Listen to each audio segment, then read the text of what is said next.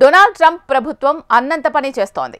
నిబంధనలు ఉల్లంఘిస్తే అంతే సంగతులని గతంలో గట్టిగా హెచ్చరించిన అక్కడి ప్రభుత్వ యంత్రాంగం ఇప్పుడు అంతర్జాతీయ విద్యార్థుల వీసాను టార్గెట్ చేసింది.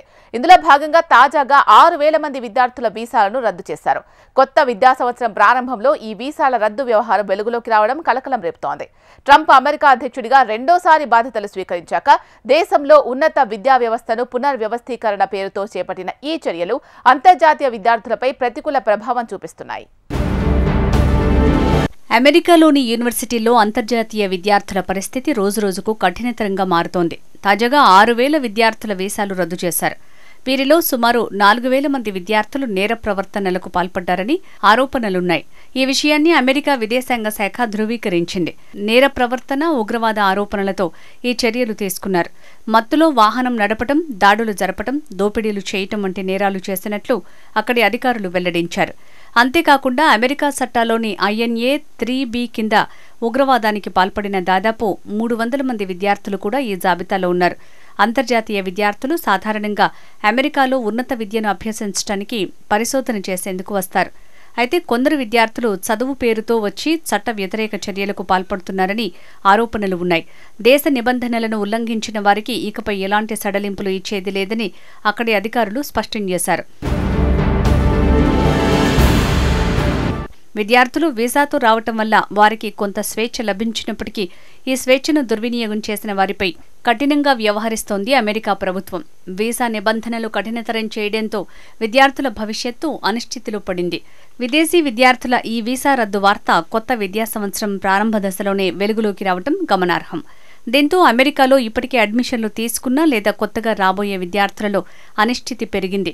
అమెరికా విశ్వవిద్యాలయాలపై ఆధారపడే అనేక దేశాల విద్యార్థులు ఈ చర్యల వల్ల భయాందోళనకు గురవుతున్నారు. ముఖ్యంగా భారతదేశం, చైనా, దక్షిణ కొరియా, మధ్య ప్రాచ్య దేశాల నుంచి వచ్చే విద్యార్థుల సంఖ్య ఎక్కువగా ఉండటం వల్ల ఈ నిర్ణయం వారికి పెద్ద దెబ్బగా భావిస్తున్నారు. విదేశీ విద్యార్థులకు కొత్త ఇంటర్వ్యూల షెడ్యూల్ని నిలిపివేస్తూ జూన్లో ట్రంప్ కార్యవర్గం నిర్ణయం తీసుకుంది.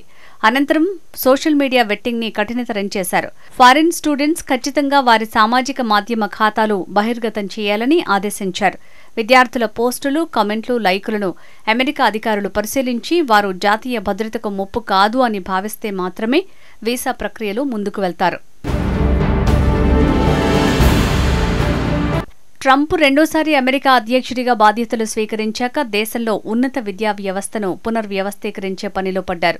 ప్రధాన విశ్వవిద్యాలయాలను లక్ష్యంగా చేసుకుని తీవ్రస్థాయిలో పాలసీల మార్పులు చేపట్టారు. విద్యార్థుల నియామకాలు, పరిశోధన నిధులు, వీసా నిబంధనల్లో కొత్త మార్పులు తీసుకొచ్చారు. అంతర్జాతీయ విద్యార్థులు అమెరికాలో చదివే అవకాశాలు తగ్గించేందుకు పలు కఠిన నిర్ణయాలు అమలు చేశారు. ఇవి భారతీయ విద్యార్థులపై ప్రతికూల ప్రభావాన్ని చూపుతున్నాయి. తొలుత జనవరిలో యాంటీ సెమిటిజంను అరికట్టేలా బిల్లును పాస్ చేశారు. అంతర్జాతీయ విద్యార్థులు పాలస్తీనాకు మద్దతుగా ఆందోళనలు చేపడితే ఈ ఆదేశాల ప్రకారం వారిని దేశ బహిష్కరణ చేయొచ్చు. ఈ ఆరోపణలతో చాలా మంది విదేశీ విద్యార్థులను అరెస్టు చేయించారు. ఇక కీలక విశ్వవిద్యాలయాల్లో పరిశోధనలకు కేటాయించిన నిధుల్లో కోత విధించారు. హార్వర్డ్ విశ్వవిద్యాలయం అంతర్జాతీయ విద్యార్థులను నియమించుకోకుండా బ్లాక్ చేశారు. ఈ క్రమంలో ట్రంప్ కార్యవర్గం, విశ్వవిద్యాలయం మధ్య న్యాయ పోరాటం మొదలైంది. విదేశీ విద్యార్థుల విషయంలో ట్రంప్ ప్రభుత్వం అమలు చేస్తున్న విధానాల కారణంగా అక్కడి విశ్వవిద్యాలయాల్లో విదేశీ విద్యార్థుల సంఖ్య తగ్గుతోంది. సాధారణంగా ఈ సమయంలో యూనివర్సిటీల ప్రాంగణాలన్నీ కళకళ్లాడాలి.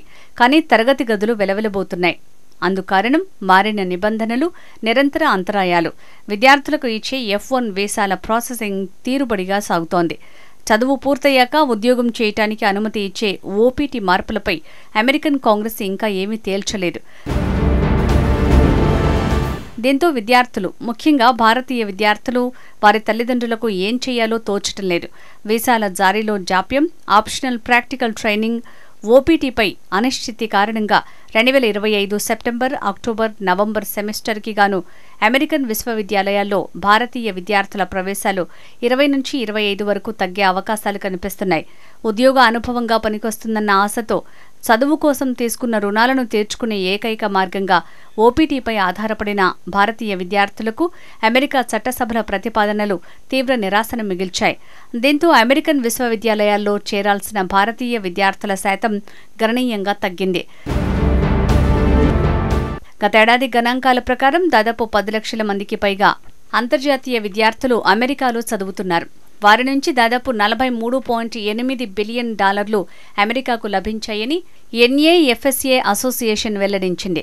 దేశంలోని మొత్తం విద్యార్థుల్లో వీరు 6% వరకు ఉంటారు. ప్రస్తుతం ఇండియానే US విశ్వవిద్యాలయాలకు అతిపెద్ద మార్కెట్. భారత్ తర్వాతి స్థానాల్లో చైనా, దక్షిణ కొరియా ఉన్నాయి. 2024లో భారతదేశం 3,31,602 మంది విద్యార్థులను యుఎస్కు పంపింది. అంతకుముందు సంవత్సరంతో పోలిస్తే ఇది 23% ఎక్కువ. 2025 ఆర్థిక సంవత్సరం మొదటి 6 నెలల్లో social media vetting, student visa ఇంటర్వ్యూలు నిలుపుదల వంటి చర్యల ఫలితంగా అమెరికా జారీ చేసే మొత్తం F1 వీసాలు భారీగా తగ్గాయి. అంతకుముందు ఏడాది ఇదే సమయంతో పోలిస్తే 15% తగ్గి 89,000 వీసాలే జారీ అయ్యాయి. మన దేశం విషయానికి వస్తే ఏకంగా 44% తగ్గి 14,700 జారీ అయ్యాయి. అయినా విదేశీ విద్యార్థుల సంఖ్యలో మనమే మొదటి స్థానంలో ఉండటం విశేషం.